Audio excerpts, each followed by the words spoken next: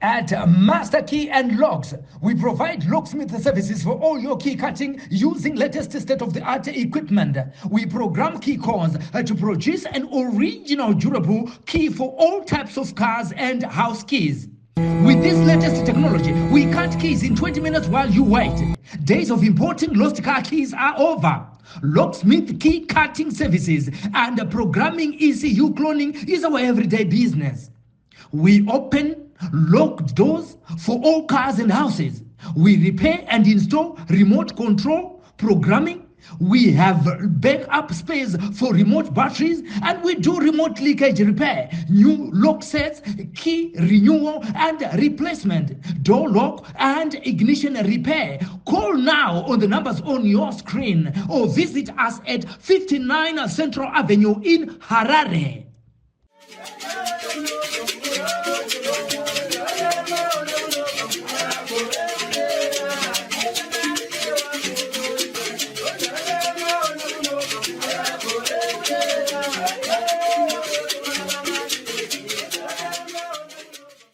Mabwera nkani ya vuto nkani ya mkati mamui. Maweda dambudziko mukati mumusha.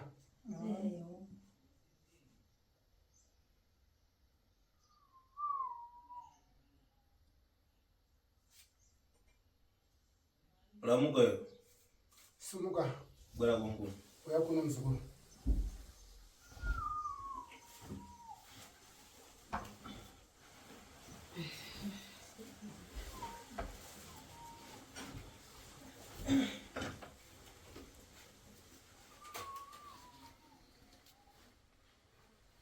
Pata ndolo. Pata pchimbo hii.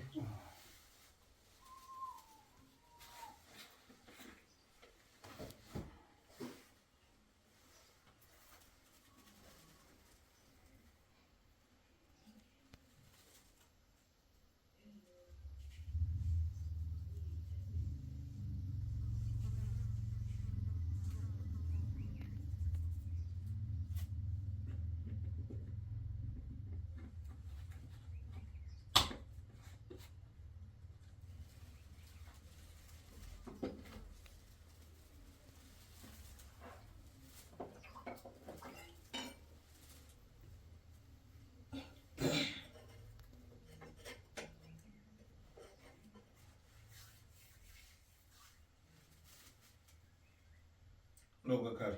Endo no kari.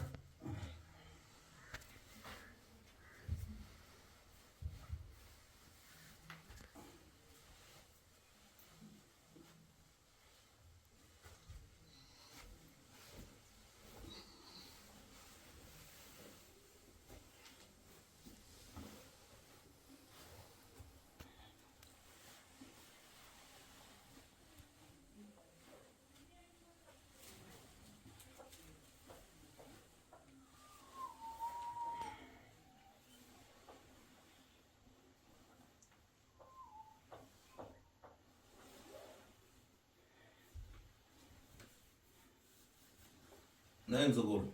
Naye mzukuru. Zikuchitika na kwele zako zikuzipeza lini? Zikuchitika pa mori yako usikuzona. Ndikuzona kuti ari kutambata. Ukoona kwele zako za ate banja ali kusokoneza. Ukoona mori yako iyo mushake wote ukanganisika abana musha. Ndikuzona. Nechi mpatikana manja paliba. Chivano pataona maoko chinooneka hapana. Amabwera muda faritani mulibo kukwanira mipo. Maya makashota muna kukwana kapa.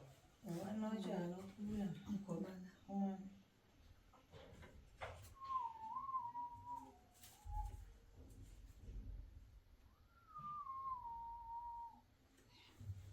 Pakuchoka nkani ya kufiriseri kwa kwele tsopanopa. Pakubuda nyaya yekufa kwemwana manje. Mukuchoka kuchita mukuchoka kwa ungana kamipo. Mabva kunoungana kapa mimi.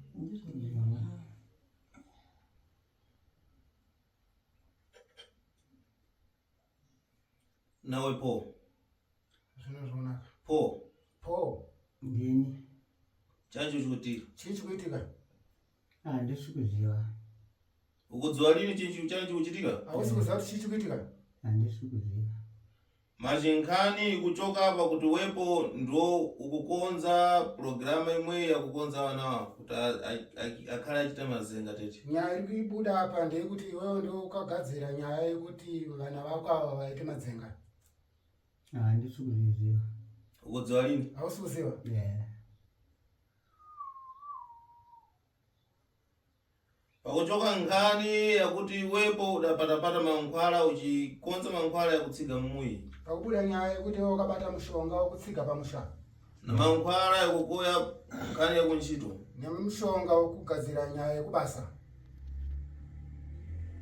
Yeah, panyumba uyo ndakazviita so.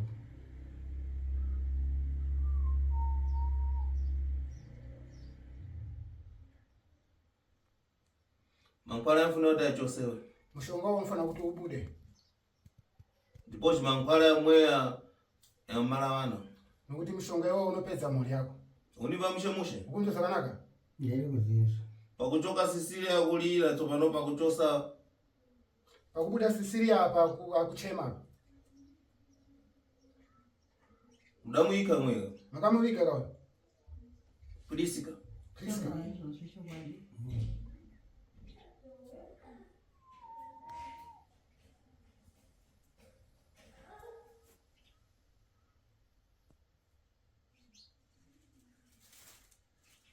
Maji pakuchoka pomwe nkhani pa Priska apo pakukonza mukhaita zvakunyaradzo kaipi. Pakugadzira nyaya ya Priska pakugadzira manga muchita zvenyaradzana. Nkhani imwe pakafunika pomwe muropa wa munthu. Nyaya iyoyo paidikana futi ropa remunhu. Mukhanati makonzo zvomukachitazve. Mukanati magadzira zvamakaitazvo. Pakafunika muropa wa munthu pomwe. Paidikana ropa remunhu apa. Univa mushe. Mukunja zvakanaka? Pakuchoka pomwe dzina la Tomu, Tomu mwe akufiliseri. Pakubuda zita ra Tomu iye achafa futi. Pakuchoka accident apo. Pakubuda accident apa. Tomu mbani? Tomu ndiani? Mwana wangu. Pakuchoka nkhani accident apo. Pakubuda nyaya yetsaona apa. Tsopanopa pakuchoka pomwe nkhani ya mnyendo. Izvezvi pakubuda futi nyaya yemakumba apa.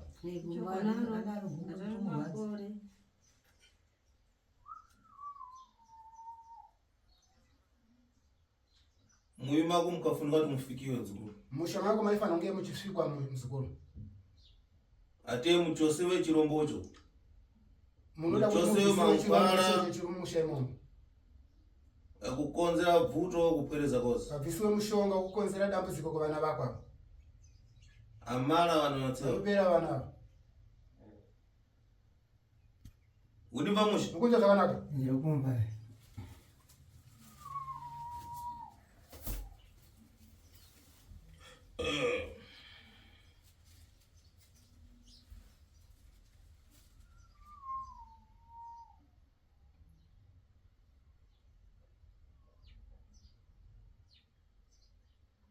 Panyaradza apa pakuchoka nkhani ya vantu akumenyana pomwe. Panyaradza pakubuda nyaya yevanhu okura vana apa. Padachoka muropa pomwe. Paribuda futi ropa apa.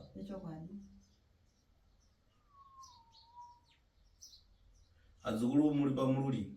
Muri pamoto vazukuru. Ate nkhani imweyi makailepera kuikonzesa chimala mwe ankumalani. Mukapedza kugadzira, mukatadza kugadzirisa nyaya iyoyi ichipera, ani kupedza ayo. Univa mushe mushe. Mukunja zvakanaka? Saka tauya sekuti tibatsire padambudziko tinaro.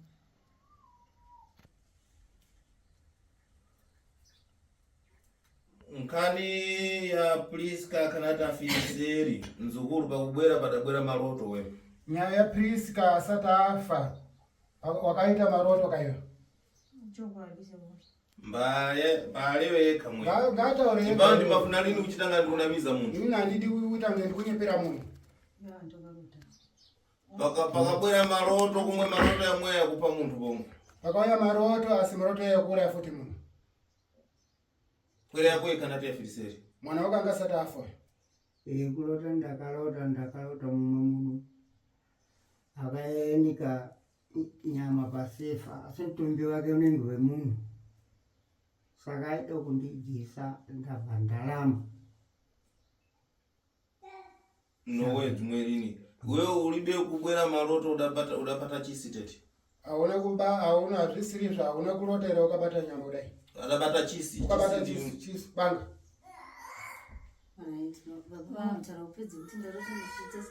chicheka munhu tichinoviga musoro chii ulibe kukumana na maloto amwe hauna kurota izvozvo here Arota maloto ya. reva timbo udabwera tani maloto amwe ukarota sei Ndinagona ndikuona azvimwe zvacho ndatozvikanganwa but imunhu ndaida kuti ndimucheke but handina kunyatsa kumuona. udamugwada tani ukamudambura ukamucheka sei Ndaida kuti ndimucheke but chinango chache handinoziva kuti chii.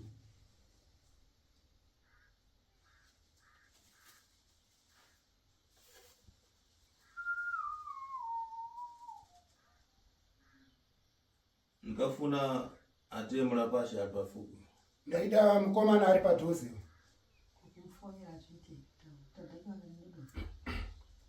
pinango mukakumbuka kuti ntchito imwe tikonze mawa nowe ndikukhwadzire mankhwala mudafitati kana muchida kuti nyaya iyoyo tiigadzire mangwana ndikugadzire mishonga yomese makakwana tikonze nkhani imwe mensenepa mugere muli pa mvuto ibodzi tilekezane bwinobwino tigadzire nyaya iyoyo imese muri panzvimbo imwe chete makakwana because apa bzinchita lini tsopano pa mulapashi ali palibe apa hazviite nokuda kuti mukomana hapana apa mwe ndikumpeza mwe ana mnyendo mazimnyendo mwe wamfisa pa kufiliseri o accident o mnyendo dzinziwiri tamuona munhu yeye ane makumbo asi makumbo yayo ndaonesvisa parufu kana kuti tsaona zvinhu zviviri izvozvo makumbo napa kuchoka kakava apa kubuda motikari apa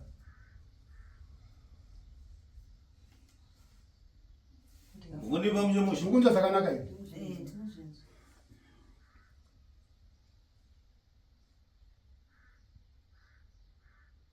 kulewa kwandikulewako umweyu ndikalewa chibwate umweyu ni mfiti kutaura kwandiri kuitako ndikataura chidimbu iye imuroyi musikuru kundipa musho mukunzwa zvakanaka kulewa dzikuchitikabzi zvilibe kuima bwino kutaura zvayo zvikuitika izvi hazvinokumira zvakanaka sinzva bwino lini ndipo zvikumala pwere hazvina kunaka asi zvikupedza vana nepwerezo dzimpatikana manja palibe kana zvavanobatawo nemaoko mhuri yacho hapana ate apezeko ntchito aigwenda ali palibe kuti abatewo basa kana kaiona hapana akanata afiliseri pirisika uyu asati ashaya priska uyu akafunika ndiuyu aidi kamwe ndeuyo musikuru uyu ukundimva mukunzwa here chokwadi sekuru nokuti padachita nkhani yakushokewa na mluli padaita nyaya yekupiswa nemoto chokwada ndakatsva tsvango racho kuramba kupora nanhasi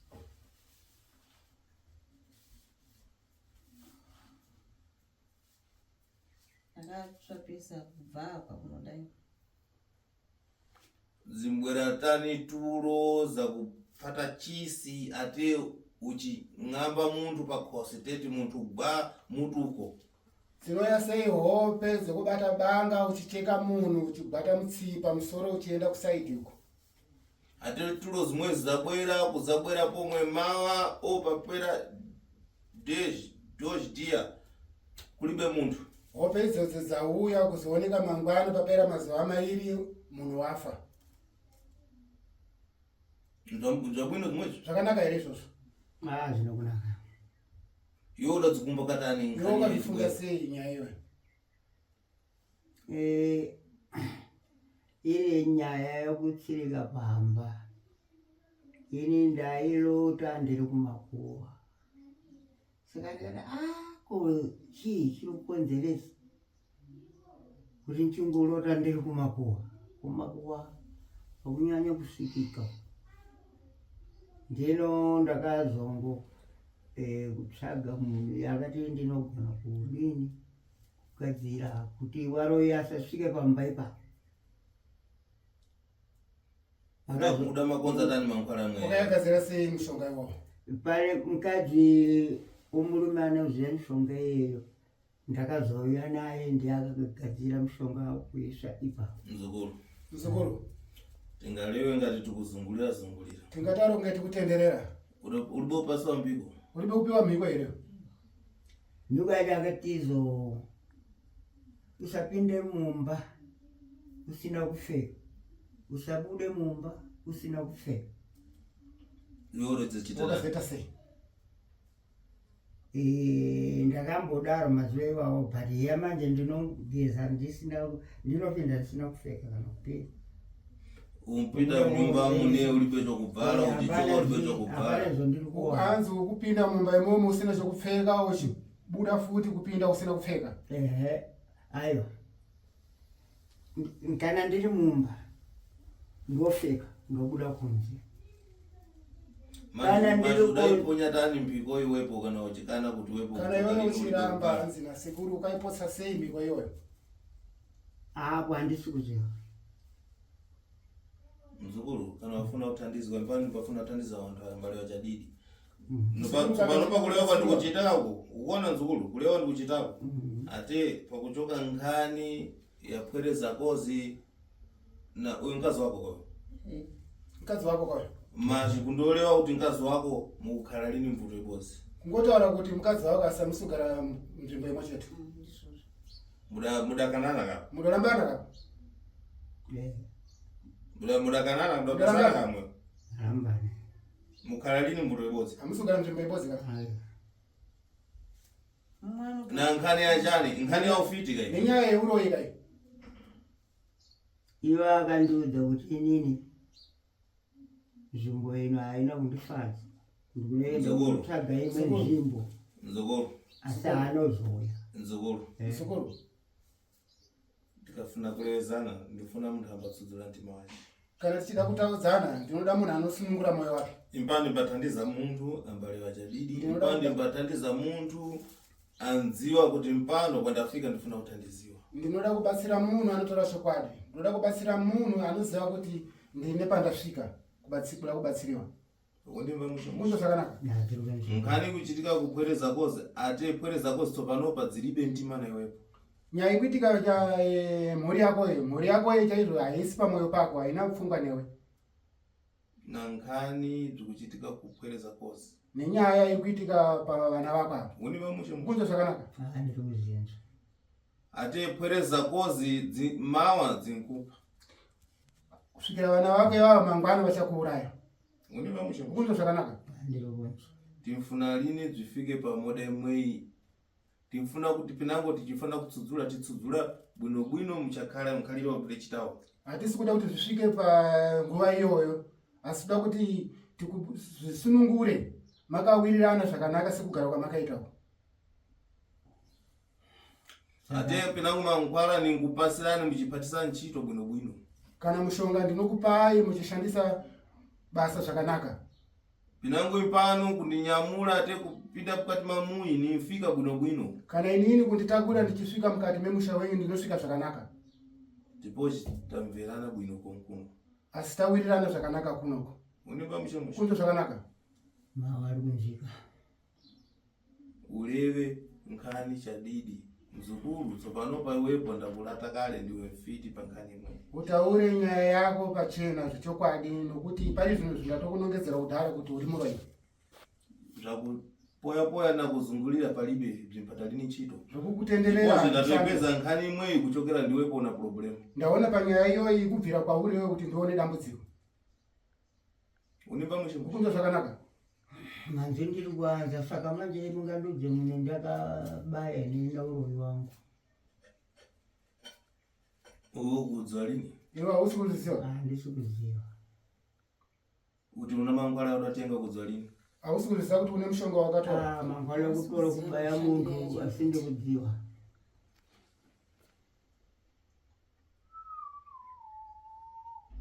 Saka bzensine bzandikulewa pano ndakunama. Saka zvese zvandikutaura pana pane zvokunyepa. Sokuti ndakatora mushonga wekubaya munhu haya. Kana akauya kuzotsika uyu mushonga wacho handinokumbobata. Bzensine bzandalewa bzensine pa bzensine bzakunama. Zvese zvandataura zvese apa ndezvekunyapa aine handingapipisi Pokagona kutulo kwako ndikagere. pongochirara kuhope kwako chirota nanga ndiripo ayo Padafiliseri mwana wako uyu mweyo Priska ndikalipo. pakashaya mwana wako Priska nanga ndiripo ayo Tidumbo nyimana madzi akumwa. takanyimana mvura yekunwa ayo Ndakumakira chani. ndakuvengerei zokuti inini handinokumbobata inini ndakatsvaga munhu uyu kuti pamba pasapinda Nawe po. oh Timvirane bwino. ngatinzorani zvakanaka Une pamusha. ukunzwa zvakanaka handiri kumva Ate pinango ufuna utandizo nikutandiza. Pinango ufuna ni utandizo ipano nikule.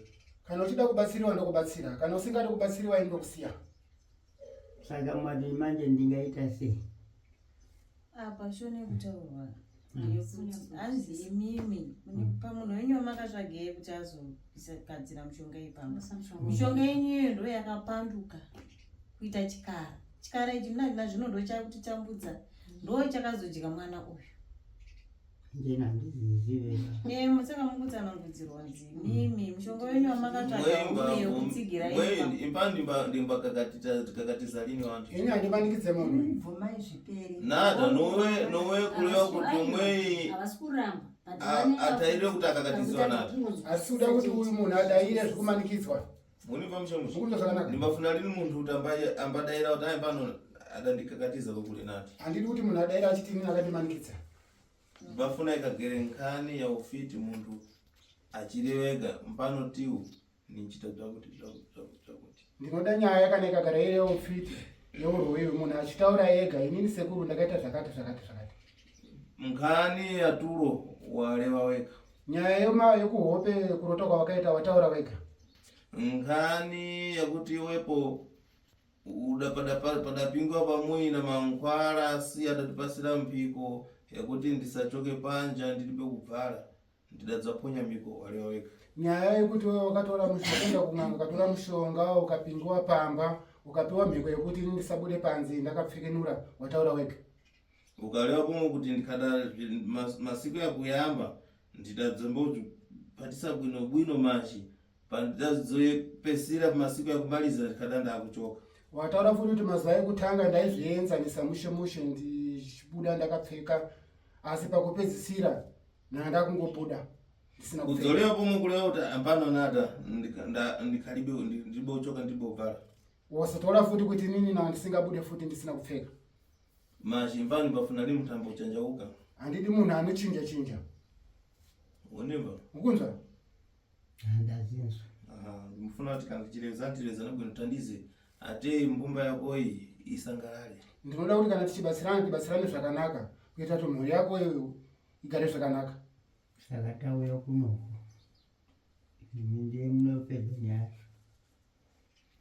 Pafunika pamui pafikime. panodiwa pamba pasvikiwe Ate ndifike mkati mamui wako. ndisvike mukati memusha wako Unimba musha. ukunzwa zvakanaka ndazinzwa saka handina zvokubhadhara ndinoita sei Mpana mbolewa muni pakati. ko ini ndataura kuti mundibhadhare ndandinogara kurefa hamungangofambira mahara Mpana mbolewa kuti undipakali. ndakuudza here kuti ndikuda muripo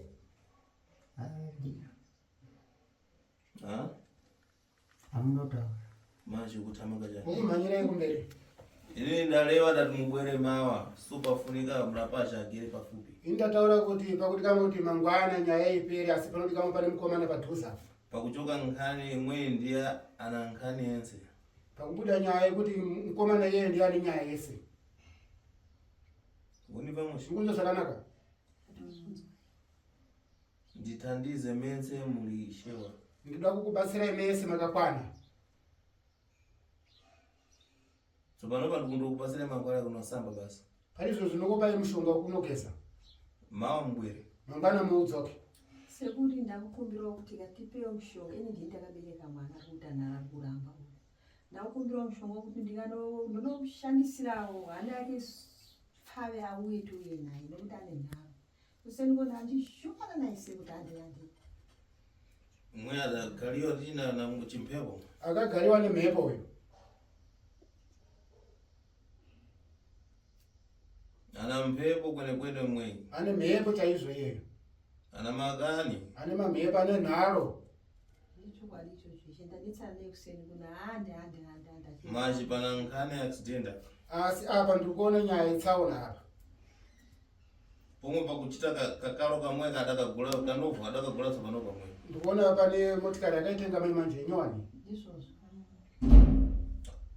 akudzongeka nako kakalo kamwe. Ino anokwadzwa nayo motikari iyoyo. Tazvinzi.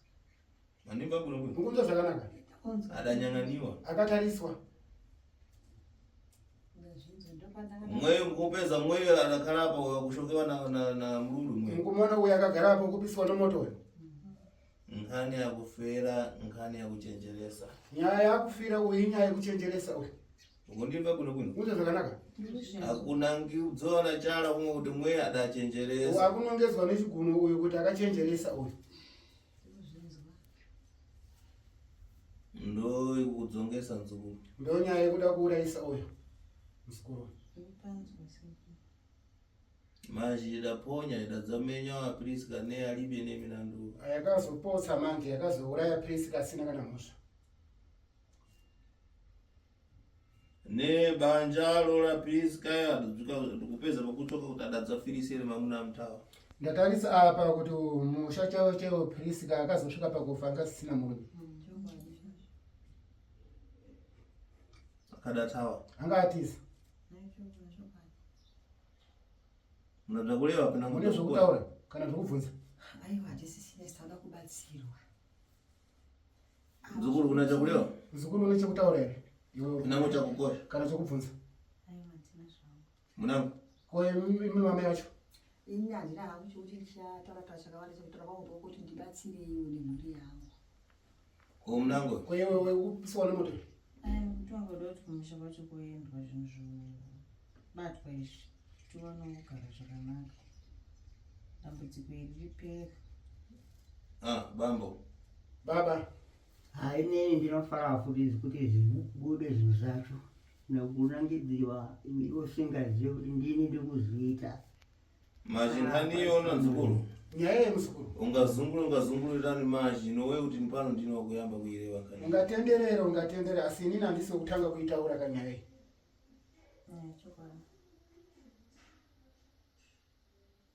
ndine lini wakuyamba kuirewa nkhani mwe. Handisi wekutanga kuitaura nyaya iyi. ate mpere zako zazungulira nowe kuti dzayambira pompano. Vana vako vatenderera vane kutangira pano kuzviita izvi. zvandikulewa kuti minyendo yawo yatosuka na kumenya makoma mwe achiita zvagireja pomwe zvichikana. Zvandiri kutaura izvi makombo ayo atosuka achifamba kusvika nezvechechi asi zvaramba. wapita gireja na gireja dzakusiyana mwewa neti kuchoka palibe. Vapinda chechi dzakasiyana yava asi chikubuda hapana. unimba musho. Mukunzwa zvakanaka? maji nowe kutora nkhani kuchita nkhani yakusenzeka naye umwe anango achibonera. Hakuna kutora nyaya yekutamba naye asi vamwe vanhu vachitambura naye. nompodi kutora kutenga nkhani kuchita nkhani ngati yakusenzeka naye anango achifutika achichupika. Haikona kutora nyaya kuita kunge nyaya yekutamba nayo vamwe vanhu vachitambura. unimba musho. Mukunzwa zvakanaka? Handiri kuimba nyazvo. ate iwepo ndoti kufuna kuti ujirikire pa nkhani imweyi. Iwewe ndiwatoda kuti usimbikire panyaya yevana. ndipo zvinowe kuchita nkhani yakuita kukwekwetewa kupatiwa bhachi.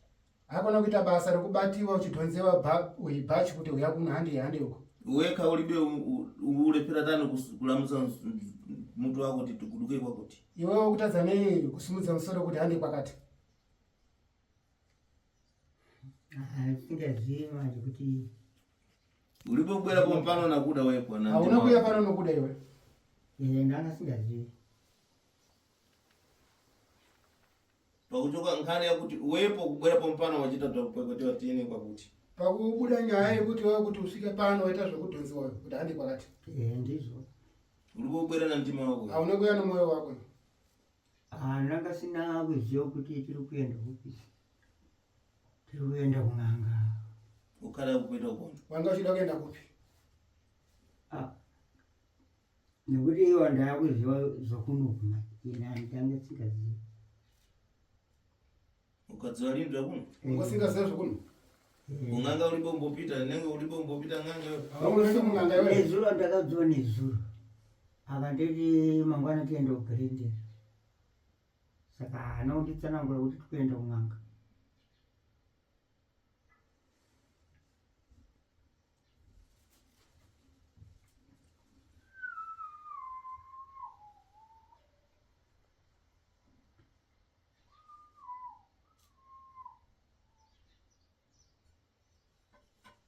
Nkhani yanu mawa ate mukunda kupasa mankhwala omulapasha bwere oaleke kubwera maji pakufunika nkhani yakuti uku kuguduke ukachosewa zvintu. Nyaya yenyu mangwana. Mukomana auye kana kusauya asi chikudi kama ndechekuti kumba kunofana kuendwa kunobviswa. Zvino akaramba manje kuti handisi kuuya kukanobviswa iye kezenda yacho Tinkonza mankhwala ndo nchito yathu ife. Tinomugadzirira mushonga ndiro basa rangu iro. Tinkonza mankhwala tikachosa zvimwezvi zvintu zvekupasa nkhondo yense kupwereza nozi zvimala. Ndinogadzira mushonga ndikaenda kobvisa zvinhu izvozvo zvikupa dambudziko kuvana venyu ivava. Zvinopera.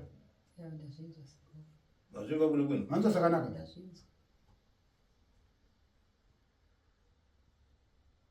Tapu panapinambona takukosha tikumane mawa tilevezane bwino tiramuke ate tipite kumuyi. Zvakanaka kana pane zvokubvunza kubvunza sinosangana mangwana tikataurana zvakanaka tisimuke tiende kumba kunobvisa zvinhu. ndizvozvo ininiwo ndinoenda kuchechi kwandiona matau ndinongodza amai muri kuburitswa panze mukutungamidzwa so mukutungamidziwa kuenda kunoroya asi ndichazotemewa nedewa ndozvandinge chingotsanangudzirwa izvo. Ni nkhani ifuna kuonzewa nzukuru nowe kuti nkhani mukailevezana iyo mara tetingati tomachita zvokubwera komachita mawa mulephera kubwera. Imala lini? Inyaya inoda kuti kutaudzana igadzirisiwe kwete kuti zvamaita zvemukauya saizvo kwete mangwana muriga kuuya nyaya haiperi. Tinotouya tese mangwana Impano ndikapata mfiti ndikapata muntu ngati mweya kurodza malodzera mweya ndimbafuna nkhani iyoyo itamangisiwe tiichite chikwati tiimalize na tempo nowe kumulekera kumpasa tempo tete akandofema mumukwanisa lini. Inini ndikabata muroyi sekunongedzera kwandatoyo zvinoda kuti nyaya yacho tiigadzire nokukurumidza. Hayapazi kuda kuti pawane nguva yekumuregerera achizorora nyaya yacho hatimukwanisi. Angudzongani mumwe Anokupedzai munhu. anzotawa piringishu mumukwanisa lini Anotiza oyo. Hamuzokwanisa futi kuti muzobatana naye kuya naye futi. majitso panapa ndikumanga mankhwala mawa mubwere. Ivi pari zvozvo ndikusunga mushonga mangwana muuye. Akandotawa ndikumanga pomwe mankhwala ndikukochera kuchita zvikamumenye konkule. Akatiza panapa ndikugadzira mushonga ndikudzai zvokuita zvinomurova ikoko. Zvikamumenya konkule ati amubwera achitamanga weka ukona. Kamurova anouya achimhanya pano.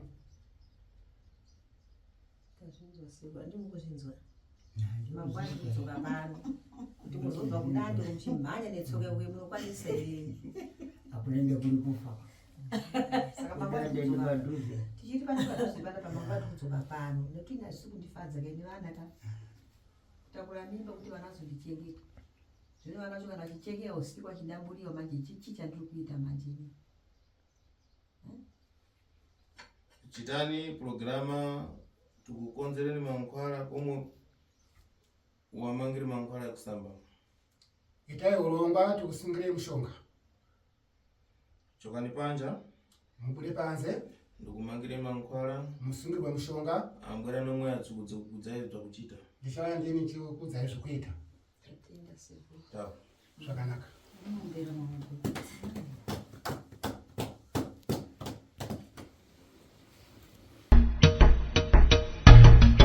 Come to Raphael Signs, where we transform your everyday moments into extraordinary memories with our bespoke mug printing services. Whether you are looking to immortalize a cherished photo, celebrate a special occasion, or promote your brand with a personal touch, our high-quality custom printed mugs are the perfect solution, which are ideal for gifts and corporate giveaways. Choose Raphael Signs for your mug printing needs. Call us now on the number on your screen for a free quotation, or visit us at 91 Livingston Avenue, corner 8th Street, Shilo Building, Harare, Zimbabwe.